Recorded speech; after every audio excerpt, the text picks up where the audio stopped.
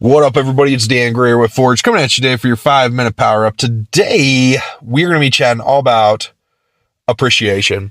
Not necessarily appreciation, but man, it's just going to be a conglomeration of things. We're going to be talking a little bit about appreciation. We're going to be talking a little bit about self-care. We're going to be talking a little bit about helping yourself progress to the next level so you're ready to go for it. I actually just got finished detailing my truck. I'm sitting here waiting for my son to get done with tryouts. He should be done with basketball tryouts in about 9 minutes, so I'll probably walk in and see him here in a minute, and then we got to wait for about an hour, and I'll go pick up my daughter, go get some fuel between then and there, and I don't know, maybe a snack. Who knows? I got me some carbonated water, so I'm a happy camper. But he might be thirsty for some other than school water, you know. Anyways, I digress. Today, I just want to take a second because here's the thing. Like, I just detailed this truck, and I didn't only detail the truck, I literally did it while I made podcasts.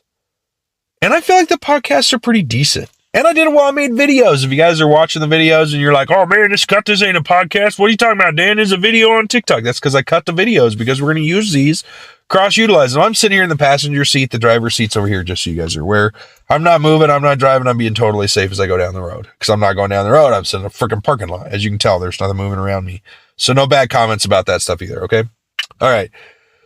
But I want to talk a little bit about celebration. So, like, my son just finished basketball for his team yesterday, and they played good. They won some games, they lost some games, but he grew, right? And so we had a little celebration for him. And tonight, my plan is to have a little celebration, and my wife doesn't know this yet, but my plan is to have a little celebration for the kids because my son finished basketball. My other son got done with the play that he was in a couple weeks ago, and my daughter just finished doing point as an angel in the Nutcracker. So she's not like a professional. She's 15 years old, but like she's interested. She hasn't been doing point for long enough to actually be qualified to do point. But she's like, I want to try it anyway. So we had her try out, and she's like, the coach told her she's probably one of the better ones on there for doing it. And she's like, oh, good. Glad I didn't tell you how long I've been doing it then. And she's like, wait, how long have you been doing it? She's like, I don't know if I should tell you yet. She's like, well, I'm not going to kick you out now because you're like the best one here. And she's like, oh, well, I started point like 6 months ago. And she goes, wait, what? She goes, yeah. And how often do you take lessons? Oh, like once a week for like a half hour. Wait, what? Right? So here's the thing. All too often, we don't celebrate our wins. We don't celebrate our wins at all. We don't. We just, as driven people, what we do is we win and then we drive. Boom. We go to the next one. Then we go to the next one. Then we go to the next one. Then we go to the next one. Then we go to the next one. And we're constantly going to the next deal. We're constantly moving up. We're constantly moving in a new direction. And that's the thing, guys. That's what I want you to realize is that you're not only hurting yourself when you don't celebrate your win, you're hurting those that love you. You're hurting those that support you. You're hurting those that are around you. Right? Now, if you're watching this right now and you're like, wow, Dan, you seem really depressed to talk about this. I'm not depressed, y'all. I just don't feel great. So that's why I got a little nasally. That's why I'm sitting here kind of lounging in my truck waiting for my son. I don't want to spread this croup with anybody else. I digress.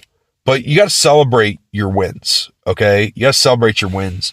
And that's one of the biggest things that I want you guys to realize. And I think that, like I said, as driven leaders, we forget to celebrate our wins because what happens is we win and it's like, what's next? That's the way our mind works. That's the way my mind works. I literally got my single engine license.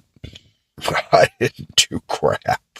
I was like, when can I get my multi-engine? Let's sign up for that. That's my reward is me getting my multi-engine license for getting my single engine. Then I got my multi-engine. I'm like, what's my reward? I'm going to fly my family extremely stressful from here to Colorado Springs on our very first flight in our very first plane to an airport I've never landed in before. I'm going to fly him there. And all of us are going to be in there. All 6 of us are going to be in the plane. It's going to be amazing. And I'm going to let my son take the controls a little bit because he knows how to fly a little bit.